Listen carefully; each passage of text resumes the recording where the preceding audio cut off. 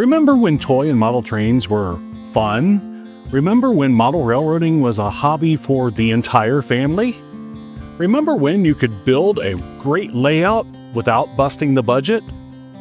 Remember when you could run trains without having prerequisite knowledge of microprocessors and computers?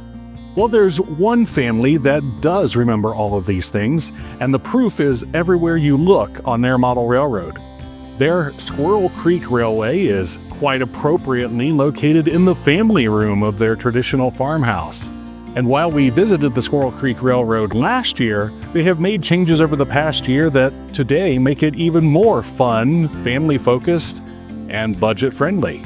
And they had some pretty cool model scenery ideas to share with us along the way. So let's go take a second look at the Squerel Creek Railway.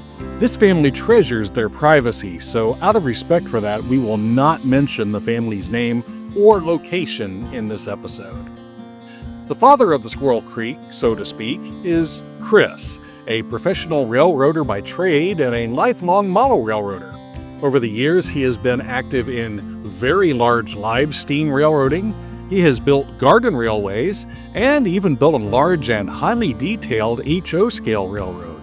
But despite this background in scale, prototype-oriented modeling, for this railroad he chose a more whimsical theme.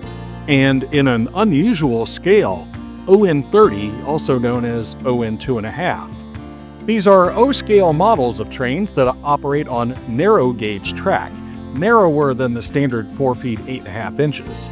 In this case, 30-inch gauge models that operate on common HO scale track. The models are large and well detailed, like O gauge, but they take up less space and they use common HO gauge track, trucks, and wheel components. When asked why he chose O&30 for this railroad after all of his experience in prototype-oriented modeling, he responded that he wanted a change. He was tired of all the rules involved with scale modeling, and after a long day of work, he just wants to have fun. Sounds like those of us with O-gauge Tinplate trains, too. And that Tinplate mindset permeates every aspect of the Squerel Creek Railway. By the way, that is how it's spelled. It's a long story. Don't ask. Chris and Laura, his wife, are not afraid to mix highly detailed scenery with whimsical animations. A perfect example of this mixture is the circus train that Chris has constructed. The cars are highly detailed scale models, yet they include the whimsy of dollar store animals, electrical tape pennants, and holes in the roof to accommodate giraffes. Chris says the train was mainly inspired by the opening scene of the film Indiana Jones and the Last Crusade, as well as Disney features like Something Wicked This Way Comes and, of course, Dumbo. It's a perfect combination of realism and fun.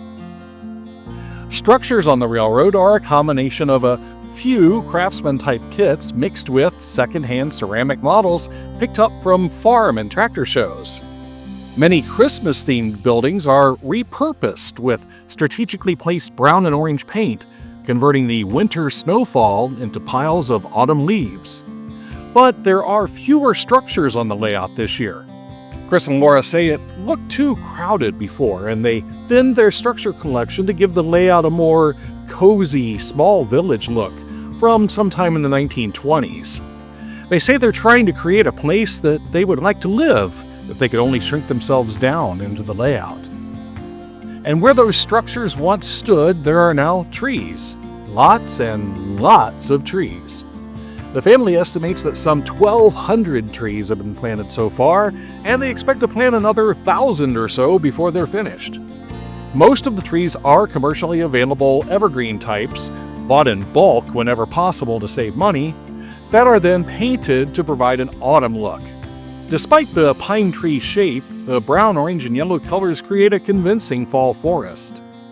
And in the few areas where trees have not yet been planted, autumn-colored sponge painting on vertical surfaces helps to hide those steep cliffs and helps them blend in with the forest scenes around them. The layout is filled with creative scenic elements made from budget-friendly materials. While there are some dollar store pumpkins in the mix, just about any properly sized orb painted orange will suffice, even acorns. Rolls of Department 56 cobblestone streets are painted gray and given a thin wash of black to create believable stone roads. Corn stalks are constructed of twine and thread. The large retaining walls near the wood trestles are sheets of inexpensive texture paper covering the board backing. And the wood trestles themselves? Matchsticks, cut to size and glued to a black board background. Cheap, simple, but effective. And I'd like to pause the video for just a moment and ask that if you're enjoying the video so far, please like it, share it, subscribe to the channel, just let YouTube know that you like this type of content. And you may even consider supporting the channel financially through a membership. Members have access to exclusive video content, early access to regular videos when possible, plus shout outs, special messages, special photos, and other special features. Just click on the membership button at the bottom of the video near the subscribe tab. And whether you are a member, a subscriber, a regular viewer, or just stopping by, thank you for watching the video and thank you for your support. Now, back to our video. Laura is in charge of the majority of the scenery on the layout. Her scenery tips include, the hot glue gun is your friend, and you can never have enough glue mixture to hold the ground foam, trees, and details in place. Speaking of glue mixtures, Laura has her own special recipe.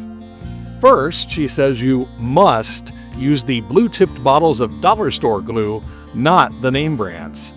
The familiar orange-tipped glue is too thick and doesn't mix well in her opinion. Then, in an 8-ounce mason jar, she mixes a 1-to-1 ratio of glue and water and adds about a tablespoon of Dawn dishwashing liquid. Screw on the lid and shake it well. The mason jar is also handy because the lid helps keep the leftovers from solidifying. When the mixture is ready, she drowns the scenery in it. You can never have too much, she says. Just be careful around turnout points and other items that must be able to move later. Laura says her most important scenery tip is, just do it. If you don't like the look, it can always be changed later, just as they did with their structures and trees. She also says that she has enjoyed working on the railroad more than she ever imagined she would when Chris first proposed building a layout as the focal point of the family room, and that sharing the hobby only brings the two closer together. As far as train operation is concerned, the Squerel Creek is a no-nonsense, traditional control layout. No DCC here. The main line is essentially a figure 8 with a reverse loop, allowing trains to just run. No schedule, no switching, no car cards, just trains running through a miniature world. There is also a trolley line with an automated direction-changing delay circuit so that every few minutes a trolley or interurban freight motor winds its way across the back of the layout. Locomotives and rolling stock on the layout are lettered for the Squerel Creek and other narrow-gauge railroads of note, including the Rio Grande Southern, East Broad Top, Ohio River and Western, and Hocking Valley. Most models are commercially available models that have been detailed and painted. However, there are some models that are true conversions to O&30, such as a few American Flyer S-gauge models that have received new trucks and couplers, and the Halloween-themed train that began life as a battery-powered toy. But even on a highly detailed model, Chris says be careful not to make the perfect enemy of the good.